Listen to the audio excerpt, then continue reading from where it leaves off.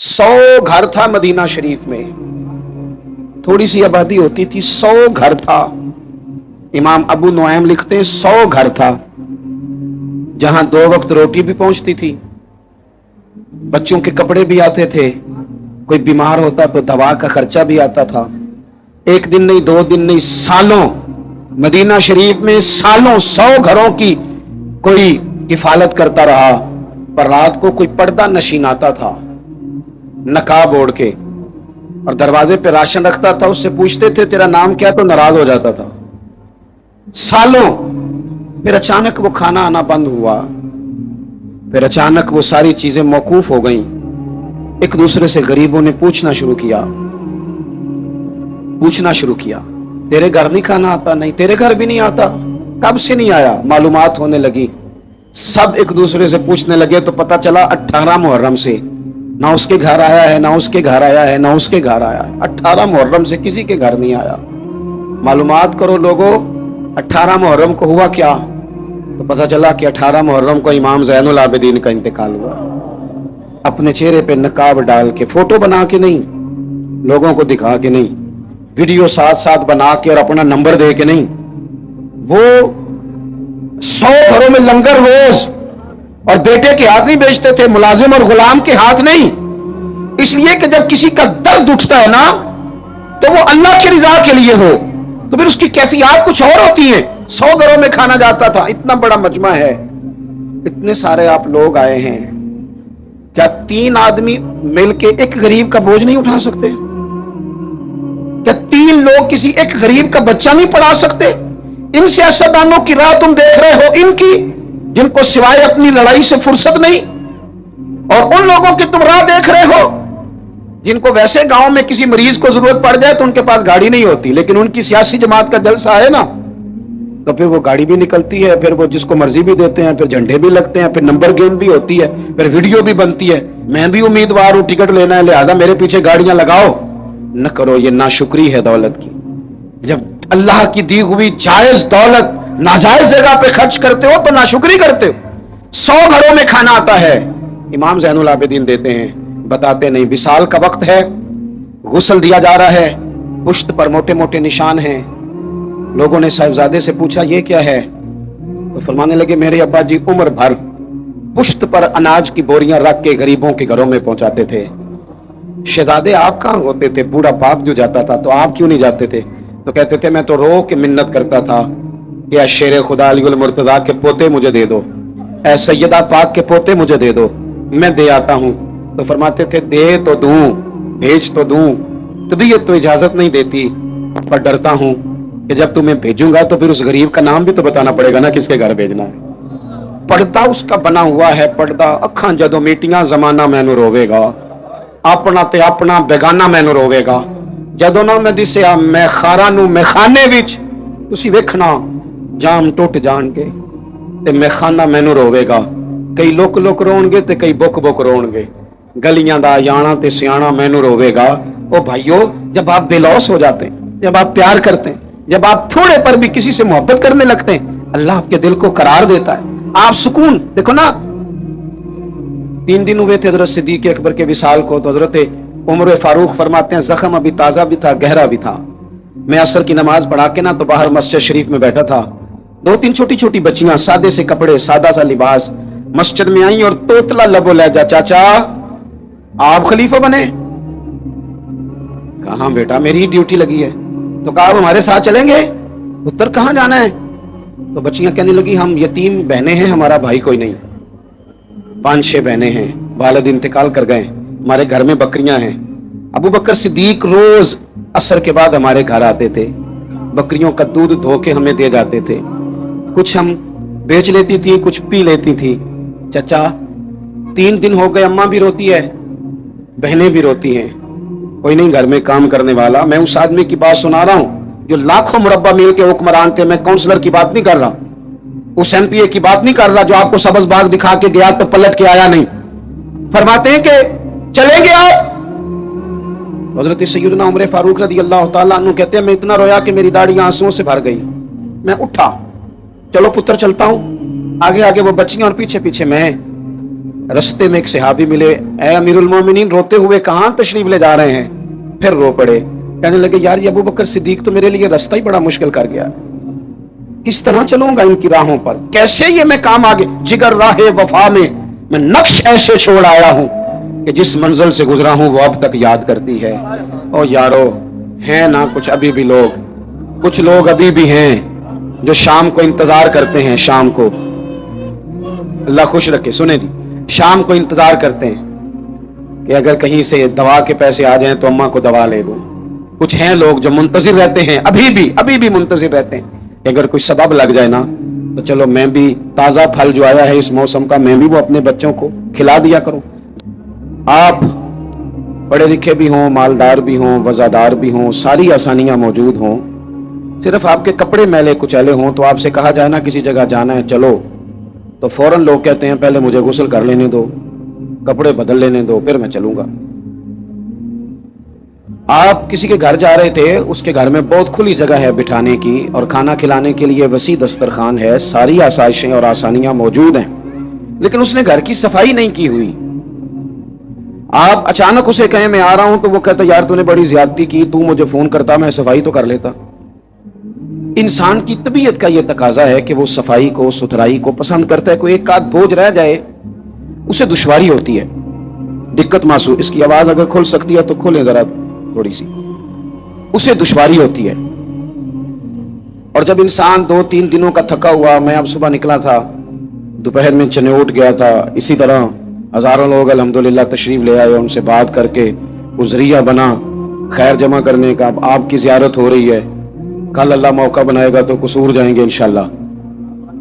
तो आप सफर करते हैं, आप आते जाते हैं, आप लोगों से मिलते हैं, तो आप अगर आप महसूस करें ना कि यार ये ना मैंने बाल मेरे बिखरे हुए हैं, टूटे हुए हैं, तो महसूस करते हैं यार कोई देखेगा तो क्या कहेगा।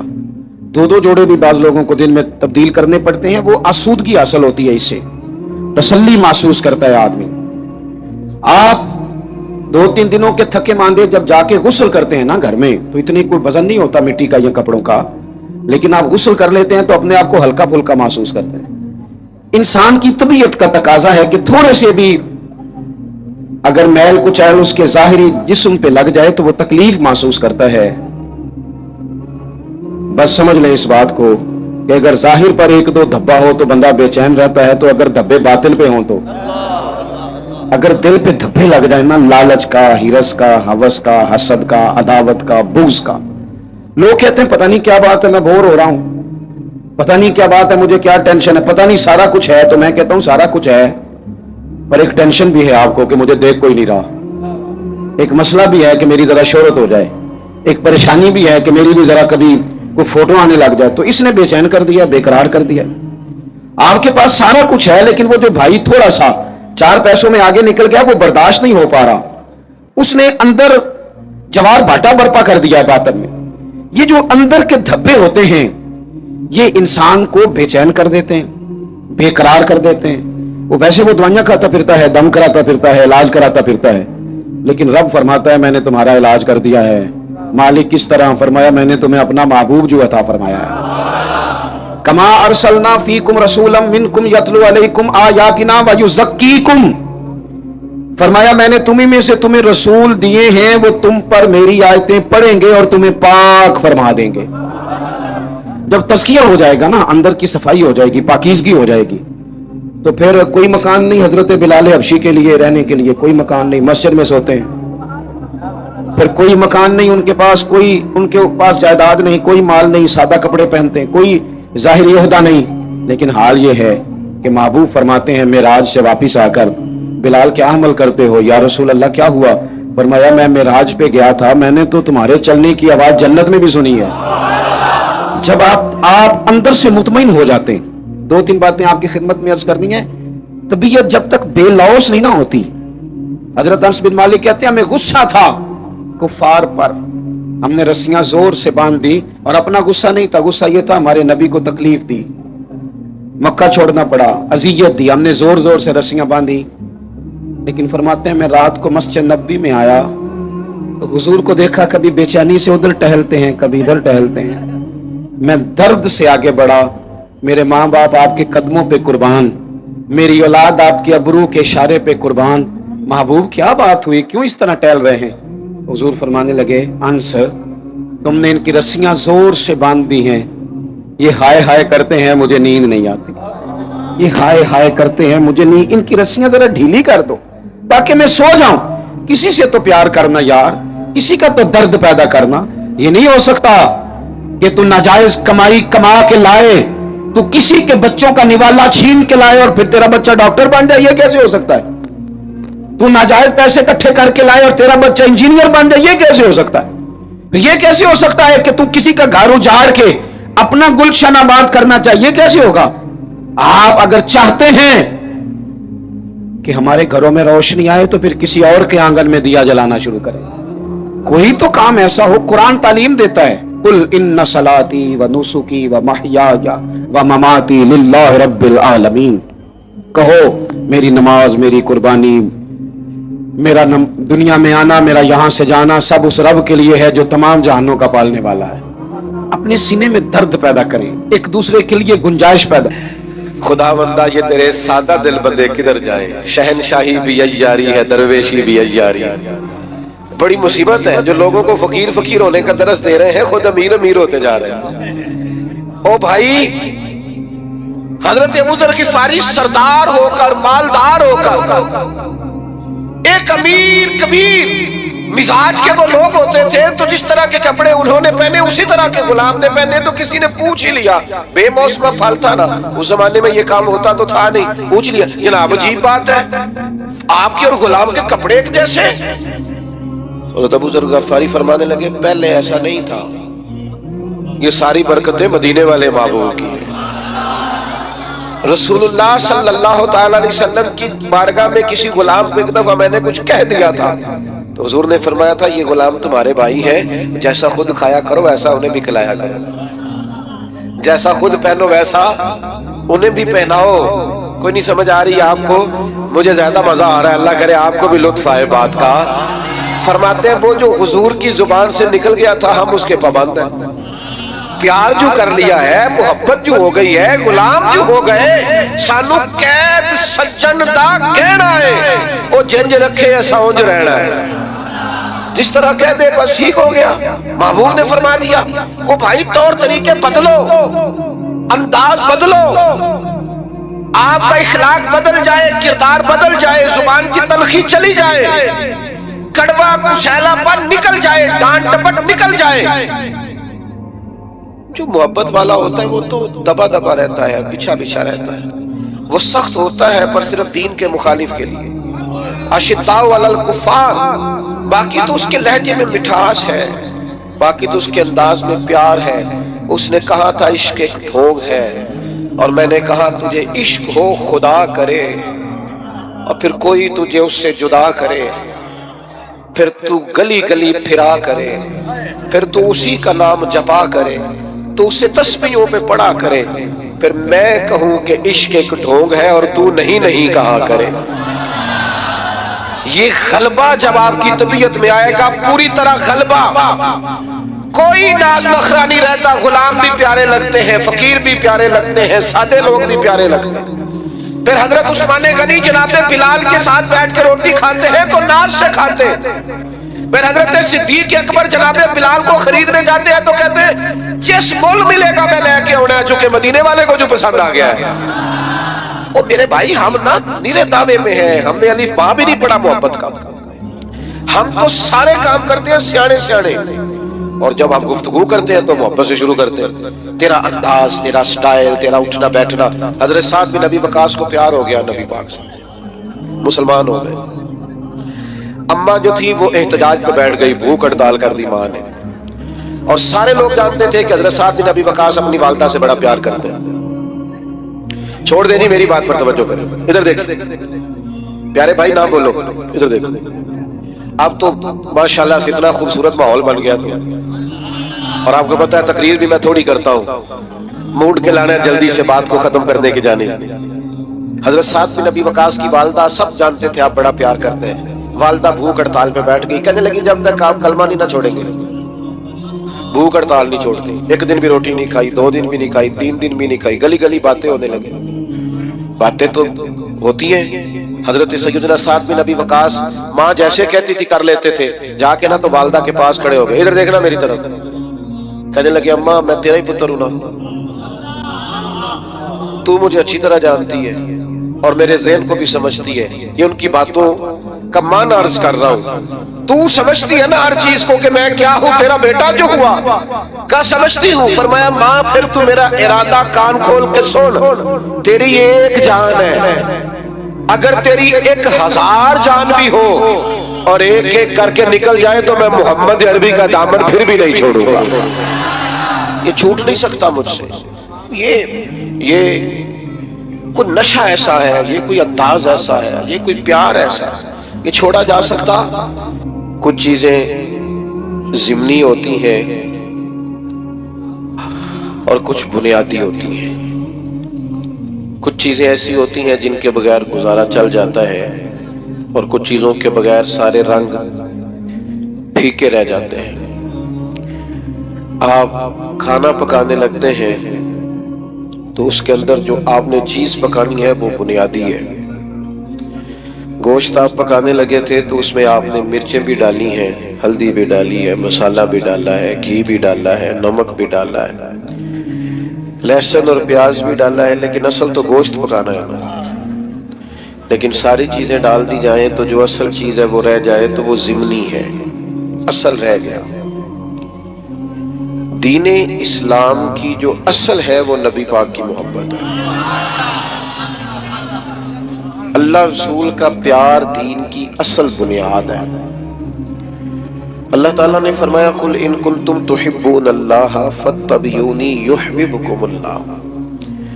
اے محبوب آپ ان سے فرما دیں اگر یہ اللہ سے محبت کرنا چاہتے ہیں تو آپ ان سے کہیں میری پیروی کرو. سادہ معنی کر لیں میرے پیچھے چلو, میری غلامی کرو. یحببکم اللہ, اللہ خود تم سے محبت فرمائے گا. محبت زندگی کا بڑا لازمی حصہ ہے. گھر میں مال ہو, دولت ہو, اولاد ہو, بس میاں بیوی میں محبت نہ ہو تو گھر میں رہا نہیں جا سکتا. آپ صرف تھوڑی دیر کے لیے کسی سے تلخ ہو جائیں, دیر تک طبیعت کا ذائقہ کڑوا ہو جاتا ہے. ابھی دوست صرف نظم سیدھا کرانے کے لیے, ترتیب محفل کی ٹھیک کرانے کے لیے ایک دوسرے کو کہہ رہے تھے نا, میں پریشان تھا, میں کہہ رہا تھا محفل ہے محبت والی, تو اگر ان کے لہجے میٹھے ہی رہ جائیں, پیارے ہی رہ جائیں تو کتنا اچھا ہے. کبھی بھی کڑوے نہ ہو, کسیلے نہ ہو, تلخی کے جواب میں بھی کبھی مسکرانا آ جائے نا, یعنی کبھی لوگوں کو مسکرانا اور ہنسنا آ جائے نا. نبی پاک علیہ السلام کی حدیث ہے مشکات شریف میں, سرکار نے فرمایا مومن الفت والا ہوتا ہے, مومن الفت والا. فرمایا اس بندے میں کوئی خیر نہیں جو نہ محبت کرے اور نہ اس سے محبت کی جائے. مومن تو پیار والا ہوتا ہے, وہ تو زندگی پیار میں گزار دیتا ہے, اس کا انداز ہی پیار والا ہوتا ہے, لہجہ ہی پیار والا. کبھی ماں باپ سے پیار, پھر تھوڑی عمر بڑی ہوئی تو دوستیاں لگ گئی, پھر دوستوں سے اپنے حلقہ احباب کی محبت, پھر اللہ نے اور زیادہ وسعت دے دی, نکاح ہو گیا تو بال بچے کی محبت, پھر یہ کہ انسان کو مشن سے محبت. محبت بندے کو نہ سفر کراتی ہے. محبت وہ جو کبھی گھر سے باہر نہیں جاتے, پردیس ملک سے باہر چلے جاتے ہیں, ان سے پوچھو کیا ہوا تو کہتے ہیں بچوں کی محبت لے گئی, مجھے بچوں کا پیار لے گیا, میں ان کا مستقبل روشن تابناک تابندہ دیکھنا چاہتا تھا تو کٹھن زندگی گزاری, اوکھے سفر کیے. محبت نہ چھوڑیں کبھی, محبت کا لہجہ کبھی نہ بدلے. لوگ آئیں گے آپ کو تلخ کریں گے, غصہ دلائیں گے, ہو جائے گا بڑا کچھ زندگی میں ایسا جس سے طبیعت میں ترشروئی پیدا ہوگی. حالات اوپر نیچے ہوتے رہتے ہیں پر محبت رہتی ہے. وقت کے ساتھ چیزیں بدلتی رہتی ہیں, محبت نہیں چھوڑنی. محبت نہ موسمی ہوتی ہے نہ علاقائی ہوتی ہے, نہ محبت جو ہوتی ہے وہ کسی خاص ماحول کی پابند ہوتی ہے. آپ یہ دیکھیں کہ سخت ترین ماحول ہے بدر میں, بظاہر حالات کٹھن ہے, حالات اتنے سخت ہیں کہ 1000 کفار سامنے کھڑے ہیں, 313 نے ان سے لڑنا ہے. حالات میں تیزی ہے, شدت ہے اور بڑی پریشانی. بظاہر دنیا ساری کی نظریں اس وقت کی لگی ہوئی ہیں کہ حالات کیسے ہیں. تو ہر آدمی جنگی تدبیر کر رہا ہے، محبت کرنے والے محبت کر رہے ہیں۔ سرکار صفیں سیدھی کرا رہے تھے، ایک شخص کو کہا ذرا پیچھے ہٹ جا، تو اس نے کہا کہ آپ نے تو مجھے چبو دیا ہے، وہ نیزے کی انی لگ گئی ہے یا کوئی چیز لگ گئی ہے، میں نے تو بدلہ لینا ہے۔ فرمایا لے لو بدلہ۔ اس نے کہا کرتا اٹھائیے۔ نبی پاک نے کرتا اٹھایا تو اس نے جسم چومنا شروع کر دیا۔ او یار تو عجیب بندہ ہے، یہ کوئی ٹائم ہے ان کاموں کا؟ سویرے جنگ ہونی ہے، حالات اور ہیں، رنگ اور ہیں، طبیعت اور ہے، اور اس نے کہا یا رسول اللہ پتہ نہیں سویرے کیا بننا ہے۔ میں نے کہا ایک دفعہ مدینے والے کا وجود تو چوم لوں۔ بھئی جب ہمارا ہر وقت مطلب ایک حرم سجن دے نانا سانو دستا وانگ قرآن سورت یار دی ویندے رہنا۔ نہیں آپ کو نہیں نہ سمجھ آ رہی میں کیا کہہ رہا ہوں۔ سورت یار دی ویندے رہنا اے سب عملہ دی جانے، ہر وقت یاد سجن وچ رہنا ساڈا اے ہوئی دین ایمان ہے۔ او بھائی جب آپ کی طبیعت مائل ہو جائے پوری طرح تو حالات کیسے بھی ہو، موقع کیسا بھی ہو، وقت کیسا بھی ہو۔ یعنی جنگ احد کے دن ایک صحابی شدید زخمی ہے، تو بڑی دنیا زخمی ہوتی ہے، ارد گرد بیٹھے لوگ بھی کہتے ہیں ایمبولینس بلاؤ فلاں کو بلاؤ، اور زخمی کی بھی خواہش ہوتی ہے، ہوش نہیں ہوتی اس وقت، تو اس کا خیال ہوتا ہے یہ زخم کا کچھ بنے، یہ تکلیف کا کچھ بنے، میرے درد کا کوئی علاج ہو۔ لیکن نبی کریم قریب گئے، اس شخص نے اپنے آپ کو گھسیٹا اور گھسیٹ کر حضور کے قریب کیا اور محبوب کے قدم چومنے شروع کر دی۔ پیار کو موسمی نہ بنائیں، آپ ہر وقت مسکرائیں۔ اگر آپ آج کل لوگ کہتے ہیں عاشقان رسول کہتے ہیں نا ہمیں الحمدللہ، اور یہ بڑا خوبصورت لقب ہے عاشقان رسول کہلانا، تو عاشق تو بیچارہ ہر وقت عشق میں ہوتا ہے۔ تو امبر بیل کو کہتے ہیں وہ تو چڑھی رہتی ہے، غلبہ رہتا ہے ہر وقت، وہ تو ایک مہدیت کی عالم میں رہتا ہے عاشق، وہ تو گاہک سے لاڑ ہی نہیں سکتا، وہ تو کسی سے ناراض ہی نہیں ہوتا، اس کی تو اپنی دنیا ہے، اسے تو کوئی ستائے تو وہ چڑھتا ہی نہیں۔ کوئی نہیں سمجھ آ رہی آپ کو میں کیا کہہ رہا ہوں؟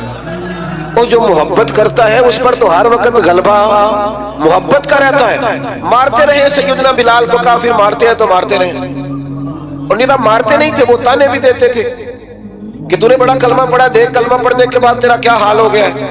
لیکن حضرت بلال مست تھے، چونکہ محبت کا غلبہ تھا نا، ان کی باتیں کانوں سے ٹکراتی نہیں تھی۔ رسول کا نبی پاک کے دین کی ترویج کے لیے، اشاعت کے لیے، دین آگے بڑھانے کے لیے، مسجدوں کی تعمیر کے لیے، ادارے مدارس، بچوں کو قرآن پڑھانا، بچیوں کو تعلیم دین دینا، اخلاقیات کا سبق دینا، کیا یہ ہماری ذمہ داری کا حصہ نہیں؟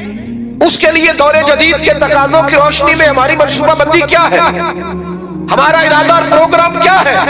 لیکن چونکہ ہم نے دعویٰ کر دیا اور ہم کہتے ہیں پھر ہمیں مانو بھی اور جبرن مانو، تو محبت رسول کے تقاضے کو سمجھو۔ نبی پاک علیہ السلام کی محبت جو پیغام دیتی ہے اس پیغام کو عملاً اپناؤ۔ پھر سچ بتاؤ، محفلوں میں نعتیں سنتے ہو، کبھی یہ بھی دل کیا رات کو تنہائی میں مدینے والے کی نعت سنے، اکیلے میں کسی کو پتا نہ ہو، اور انسان اکیلے میں بیٹھ کے اور حضور کی سبز جالی اور مدینے کا تصور باندھ کے کہہ رہا ہو بڑی امید ہے سرکار قدموں میں بلائیں، کرم کی جب نظر ہوگی مدینے ہم بھی جائیں گے، اور اگر جانا مدینے میں ہوا ہم غم کے ماروں کا تو مکینے گنبد خضرا کو حال دل سنائیں گے۔ یہ بھی تو ہمارے دل میں خواہش ہو نا، اکیلے میں نعت پڑھنا، اور پھر اگر حضور سے پیار ہو تو کبھی ایسا بھی ہو کہ آج اور کوئی کام نہیں، صرف درود و سلام، حضور کی بارگاہ کے نام ایک تو محبت والا لہجہ بنائیں، عشق رسول کو خالی محفل تک جلوس تک محدود نہ کریں، آپ دکان پر بھی عاشق رسول بنے، آپ لوگوں سے لین دین کرتے وقت بھی عاشق رسول بنے، معیاری زندگی بنائیں، معیاری زندگی، تاکہ لوگوں کو پتہ چلے یہ ایک عاشق رسول کی زندگی ہے۔ لیکن اگر زندگی میں کوئی معیار ہی نہیں، دیکھو نا حضور کی سب سے پہلی ادا جس سے لوگوں کو تعارف ہوا تھا وہ کیا تھی کہ حضور صادق اور امین ہے، سچ بولتے ہیں اور دیانتدار ہے، تو یہ کیسا عاشق رسول ہے جو جھوٹ بولتا ہے اور بلا وجہ بولتا ہے، کوئی دینی دنیاوی کوئی فائدہ نہیں، جھوٹ بولتا ہے اور جگہ جگہ بولتا ہے، الیکشن مہم کے دوران بولتا ہے، منشور دستور چھاپتے بولتا ہے، ہر وقت اپنی زبان پر لطائف رکھنے کے لیے اور صرف اپنے آپ کو ماحول کے اندر پیش کرنے کے لیے یہ جھوٹے واقعات گھڑتا ہے۔